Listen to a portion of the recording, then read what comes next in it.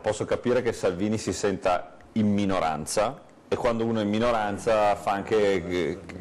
fa casino per due, come si suol dire. Sì. Però in questo momento forse bisogna anche ritrovare un attimo degli equilibri interni, e interni intendo dire all'interno del governo, perché io penso che le invasioni di campo non facciano bene a nessuno. Salvini, a mio modo di vedere, a livello istituzionale, non c'entra che sia della Lega o non della Lega, però non deve parlare a nome del Premier, perché il Premier è una persona che rappresenta l'Italia, che è stato scelto in comune accordo per rappresentare l'Italia, e quindi penso che è meglio che pensi che ha molto da pensare all'interno del Ministero degli Interni, di organizzare le prefetture, organizzare le problematiche interne, abbiamo problemi di criminalità organizzata e di mafie.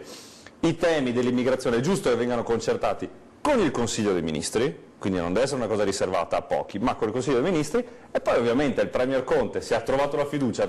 in aula, che andrà a discutere nei tavoli europei. Quindi io penso che questi siano anche degli equilibri che debbano essere oliati in questi primi mesi di governo.